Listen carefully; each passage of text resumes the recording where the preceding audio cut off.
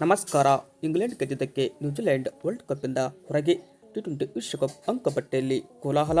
ಭಾರತಕ್ಕೆ ಆಯಿತು ದೊಡ್ಡ ಲಾಭ. 4 ತಂಡಗಳು ಹೊರಗೆ. ಇನ್ನು ಈ ಸುದ್ದಿಯ ಕಂಪ್ಲೀಟ್ ಆದ ಡೀಟೇಲ್ಸನ್ನು ಈ ಒಂದು ವಿಡಿಯೋದಲ್ಲಿ ತಿಳಿಸ್ಕೊಡ್ತಾ ಬರ್ತೀನಿ.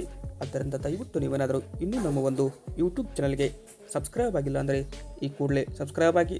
ಹಾಗೆಯೇ ನೀವು ಟೀಮ್ ಇಂಡಿಯಾ ಈ ಬಾರಿ ಟಿ20 ವಿಶ್ವಕಪ್ನಲ್ಲಿ ಸೆಮಿಫೈನಲ್ ಹಂತಕ್ಕೆ ತಲುಪುತ್ತದೆ ಇಲ್ಲೋ ಎಂಬ ನಿಮ್ಮ ಅನಿಸಿಕೆಯನ್ನು ಕೂಡ ತಪ್ಪದೆ ಈ ಕೂಡಲೇ ಕಮೆಂಟ್ ಬಾಕ್ಸಲ್ಲಿ ಕಮೆಂಟ್ ಮಾಡಿ. ಹಾಗೆಯೇ ವಿಡಿಯೋ ಇಷ್ಟ ಆದರೆ ಒಂದು ಲೈಕ್ ಮಾಡಿ. ಸೂಪರ್ 8ರ ಗ್ರೂಪ್ 2ರ 49ನೇ ಪಂದ್ಯವು ಕೊಲಂಬೋದ ಪ್ರೇಮದಾಸ ಕ್ರೀಡಾಂಗಣದಲ್ಲಿ ನ್ಯೂಜಿಲೆಂಡ್ ಮತ್ತು ಇಂಗ್ಲೆಂಡ್ ನಡುವೆ ಮುಖಾಮುಖಿಯಾಗಿದ್ದವು. ಈ ಪಂದ್ಯದಲ್ಲಿ ಟಾಸ್ ಗೆದ್ದ ನ್ಯೂಜಿಲೆಂಡ್ ತಂಡವು ಮೊದಲು ಬ್ಯಾಟಿಂಗ್ ಆಯ್ದುಕೊಂಡಿತ್ತು. ಈ ಪಂದ್ಯದ ಸಾರಾಂಶ ನೋಡ್ತಾ ಬರೋದಾದರೆ, ನ್ಯೂಜಿಲೆಂಡ್ ತಂಡದ ಪರವಾಗಿ ಗ್ಲೆನ್ ಫಿಲಿಪ್ಸ್ 39 ರನ್ನನ್ನು ಹೊಡೆದರೆ, ಟಿಮ್ ಸಪೋರ್ಟ್ 35, ಫಿನ್ ಅಲೆನ್ 29 ರನ್ಗಳನ್ನು ಹೊಡೆದರು. ಇಂಗ್ಲೆಂಡ್ ತಂಡದ ಪರವಾಗಿ Will Jacks 2, Rehan Ahmed 2, Rashid 2 wicket ಪಡೆದು ಮಿಂಚಿದರು. ಇನ್ನು ಇಂಗ್ಲೆಂಡ್ ತಂಡದ ಸ್ಪಿನ್ ಜಾಲಕ್ಕೆ ನ್ಯೂಜಿಲೆಂಡ್ ತಂಡ ಕಂಪ್ಲೀಟ್ ಆಗಿ ತತ್ತರಿಸೋಯಿತು. ಅಂತಿಮವಾಗಿ ನ್ಯೂಜಿಲೆಂಡ್ ತಂಡವು 7 ವಿಕೆಟ್ಗಳನ್ನು ಕಳೆದುಕೊಂಡು 159 ರನ್ನ ಪಡೆಯಿತು.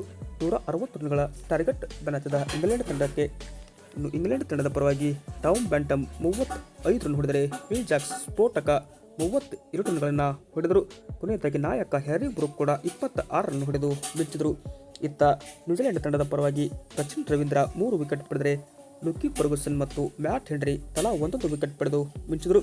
ಅಂತಿಮವಾಗಿ ಇಂಗ್ಲೆಂಡ್ ತಂಡವು 19.3 ಓವರ್ನಲ್ಲಿ 5 ವಿಕೆಟ್ ಕಳೆದುಕೊಂಡು 160 ರನ್ಗಳ ಟಾರ್ಗೆಟನ್ನು ಚೇಸ್ ಮಾಡಿತು.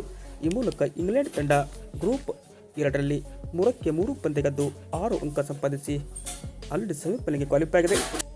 ಇನ್ನು ಟಿ20 ವಿಶ್ವಕಪ್ 2026ರ ಗ್ರೂಪ್ 2ರ ಅಂಕಪಟ್ಟಿ ಕಡೆ ನೋಡ್ತಾ ಬರೋದಾದರೆ, ಮೊದಲನೆಯ ಸ್ಥಾನದಲ್ಲಿ ಇಂಗ್ಲೆಂಡ್ ತಂಡವಿದ್ದು, ಇಂಗ್ಲೆಂಡ್ ಆಡಿರುವ 3 ಪಂದ್ಯಗಳಲ್ಲಿ 3 ಗೆದ್ದು 6 ಅಂಕ ಸಂಪಾದಿಸಿದರೆ, ನ್ಯೂಜಿಲೆಂಡ್ ತಂಡವು ಆಡಿರುವ 3 ಪಂದ್ಯಗಳಲ್ಲಿ 1 ಪಂದ್ಯ ಮಳೆಯಿಂದ ರದ್ದಾದರೆ, ಇನ್ನೊಂದು ಪಂದ್ಯ ಗೆದ್ದು ಬೀಗಿ 3 ಅಂಕಗಳನ್ನು ಸಂಪಾದಿಸಿದ್ದಾರೆ.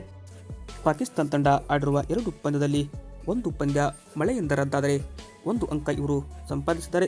ಶ್ರೀಲಂಕಾ ತಂಡ ಆಡಿರುವ 2 ಪಂದ್ಯಗಳಲ್ಲಿ 2ಕ್ಕೆ 2 ಸೋತು ಈ ಬಾರಿ ಟಿ20 ವಿಶ್ವಕಪ್ ಸೆಮಿಫೈನಲ್ ರೇಸ್ನಿಂದಲೇ ಹೊರಬಿದ್ದಿದೆ. ಇನ್ನು ಪಾಕಿಸ್ತಾನ ತಂಡ ಶ್ರೀಲಂಕಾ ವಿರುದ್ಧ 65 ರನ್ನಿಂದ ಗೆದ್ದರೆ, ಚೇಸಿಂಗ್ ಮಾಡುವಾಗ 13 ಓವರ್ಗೆ ಪಂದ್ಯ ಮುಕ್ತಾಯಗೊಳಿಸಿದರೆ ನೇರವಾಗಿ ಗ್ರೂಪ್ 2ರ ಅಂಕಪಟ್ಟಿಯಲ್ಲಿ ಸೆಮಿಫೈನಲ್ಗೆ ಕ್ವಾಲಿಫೈ ಆಗುವ ಸಾಧ್ಯತೆ ಇದೆ. ಬಟ್ ಹೀಗಾಗಿ ಪಾಕ್ ಕ್ವಾಲಿಫೈ ಆದರೆ ಸೆಮಿಫೈನಲ್ಗೆ ನ್ಯೂಜಿಲೆಂಡ್ ತಂಡ ನೇರವಾಗಿ ಹೊರಬೀಳಲಿದೆ. ಇನ್ನು ಈ ಬಳಿಕ ಗ್ರೂಪ್ 1ರ ಅಂಕಪಟ್ಟಿ ಕಡೆ ನೋಡ್ತಾ ಬರೋದಾದರೆ, ಸೌತ್ ಆಫ್ರಿಕಾ ಕೂಡ ಆಡಿರುವ 2 ಪಂದ್ಯಗಳಲ್ಲಿ 2 ಗೆದ್ದು 4 ಅಂಕ ಸಂಪಾದಿಸಿ ಈಗಾಗಲೇ ಟೇಬಲ್ ಟಾಪರ್ ಆಗಿ ಹೊರಹೊಮ್ಮಿದೆ.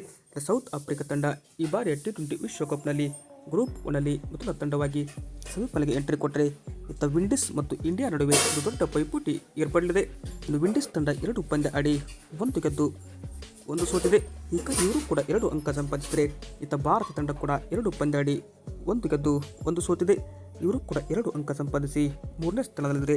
4ನೇ ಸ್ಥಾನದ ಜಿಂಬಾಬ್ವೆ ತಂಡ ಆಡಿರುವ 2 ಪಂದ್ಯದಲ್ಲಿ ಸೋತು ಹೋಗಿದೆ.